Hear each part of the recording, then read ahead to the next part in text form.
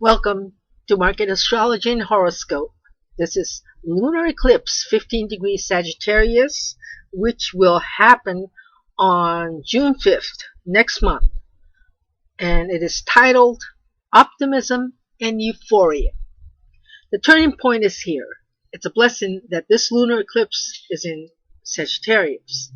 People all over the world can at least feel optimistic about the future.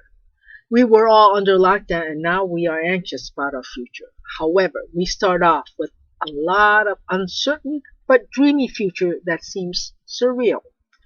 We all know that many of the big companies are zombie companies. Many of us will feel like zombies too at times. Once a bustling city, New York, has changed. Other urban areas have changed also. Maybe it was time to change. Somehow religion and philosophy takes over, and even the president's speech or messages take on a visionary twist. There's an importance placed on religion and philosophy in the future. The virus has not been conquered, and that could be why people turn to religion.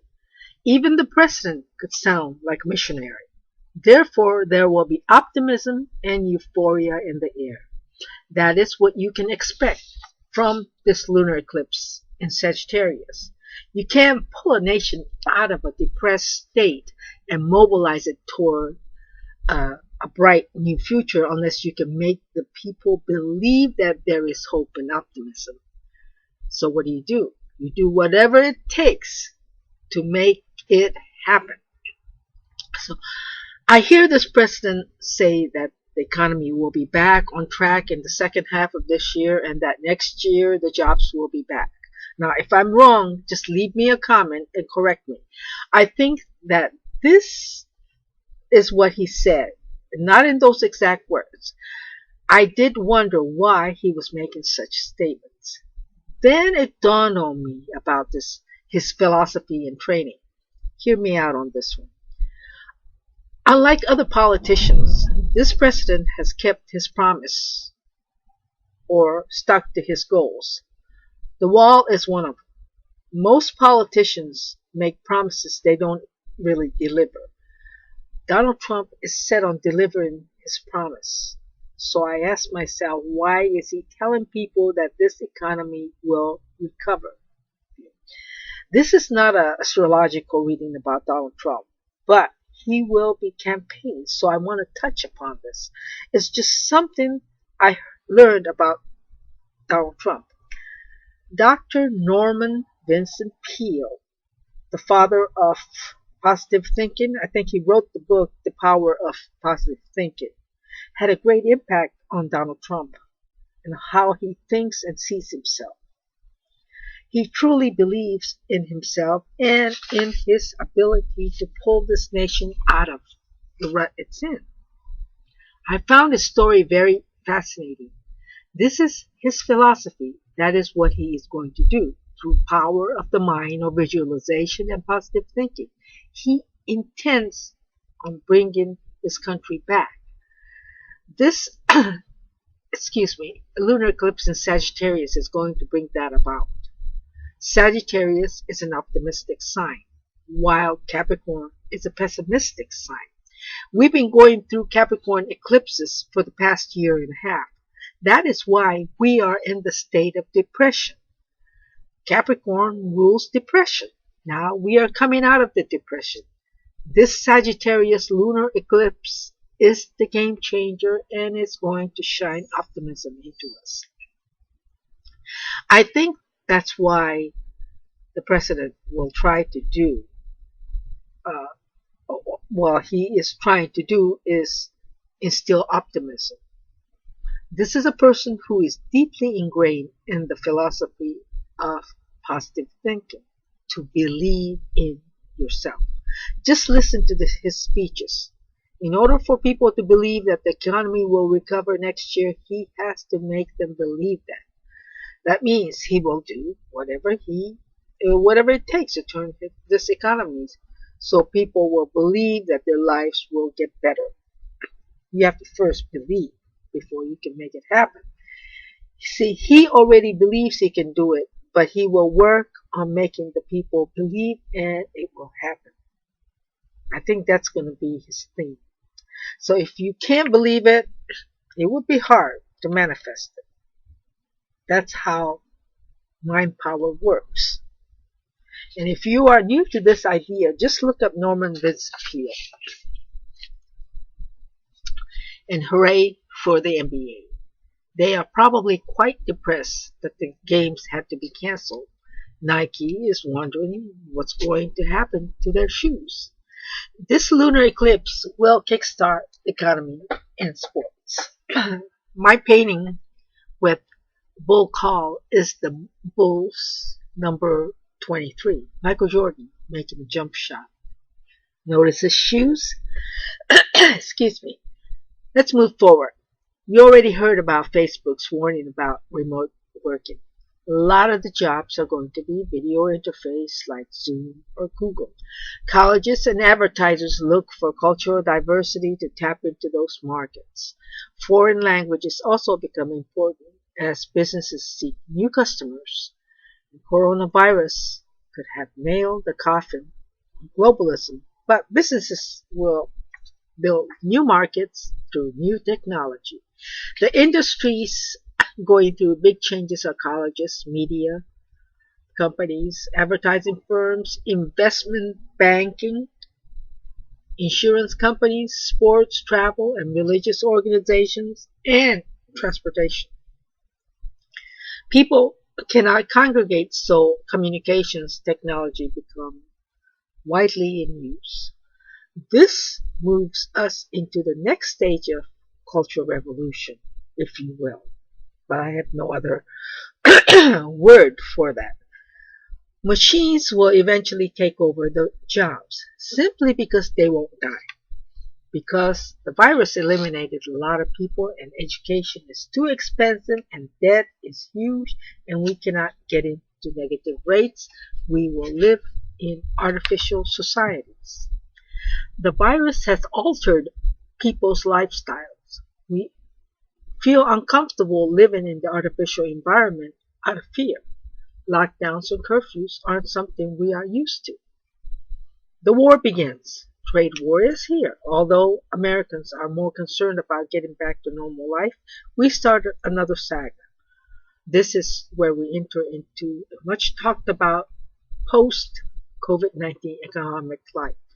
Washington has been investigating how and why the coronavirus devastated us. At the same time, the nation will be in a euphoric mood. Who will come to the fore in media? Joe Biden.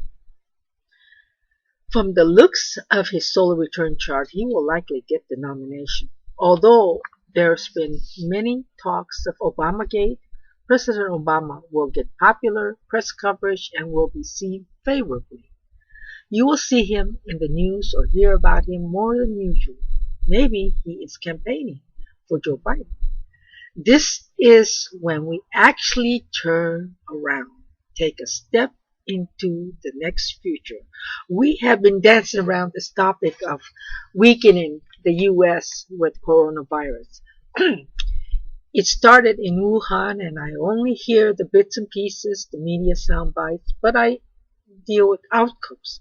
So I don't really mess with the whys, no, the hows. It's about what happens. It's that simple. The man at the helm is going to make an announcement or say something or even tweet something that will upset some people. He's probably ending something.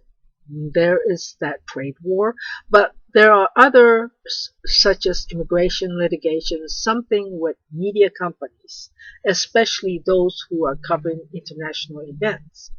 A lot of news about international and legal proceedings and harsh words are expressed. First, let's start with the dollar. The dollar is really under pressure. The pandemic attack cost the country so much and destroyed what the country worked for that it's just not sitting well with the government. So, the government will start securing the borders to foreigners, even the members of the media. There will be new laws governing travel, cyberspace, satellite communications, spy activities, domestic and foreign ownership of U.S. properties, even intellectual properties, patent registration and publications or dissemination of sensitive information. Lots of litigation and new laws put in place. In the education arena, there will be news regarding a reporter or an American teacher or student returning or traveling abroad who will not be happy. This could become an international incident and may be faced with legal restrictions or face harsh criticism. The nation turns to matters concerning education and travel and the legal ramifications because of this. It doesn't look like the government is going to forgive student loans. However, the students really aren't expecting it now. If there are any contentions, the people are backing off, especially where education and even immigration is concerned. The White House and the Congress, House Democrats probably, are going to be at opposite ends. There will be a lot of rhetoric and lots of legal issues thrown around. 5G issues have already been discussed, but this matter will be very important in coming months. Let's say that war, whether it's trade war or other kinds of war, the enemy is being secretive or silently avoiding confrontations. As far as trade is concerned, there is an issue of money not materializing or lack of money as agreed. This could be something that White House might already be anticipating. If this is about the vaccine or any prescription drugs, the White House could be taking legal actions. There could be exaggerations by the media or even the government when it comes to drugs and vaccines. Transportation will be big or high on the agenda. Infrastructure will be costly, but I think the government could take on such projects. Oil and gas is still uncertain, but on the optimistic side. We're still grappling with unemployment and corona. We will be entering the era of legal disputes, even border disputes. Legal fights regarding liability insurance sought by the businesses is upcoming. The businesses are not covered for coronavirus. The people are concerned about the liability insurance as well too. Businesses don't want class action suit no more than the workers or even the subcontractors do. There's a tendency to overspend, overextend, or even overtalk. Be careful what you say. You don't want your expressions to backfire. There will be falling out over employment benefits and other insurance benefits. Somehow infrastructure spending will come to the fore. Therefore, there is the tendency to go overboard to achieve the goal or to justify the means. People want to see the post-corona world, and all perceptions of here, now, tomorrow is all very nebulous. Personal fears are overshadowed by euphoric optimism. We know what just happened with the pandemic, and the government just came in and added a lot of liquidity into the economy, so the people are less affected. Many people may have had to stand in line to get food, but the government did a good job in keeping the shock to a minimum. This situation may not apply to all in the world, but the advanced nations, particularly the U.S. The government did step in quickly. Watch my USA 2021. I talk about the 21st century hippies. People will live in mobile homes or buses or vans converted into homes. People become nomads and work remotely. That's it for this lunar eclipse in Sagittarius. Let me know what kind of predictions you'd like to hear. I am thinking about offering free money chart for a limited time. So if you can follow, my money prediction. So if you can time your money flows, it could be, you will get an idea of how it works. Let me know if you're interested. You can try it out and see how it works. So until then, good luck.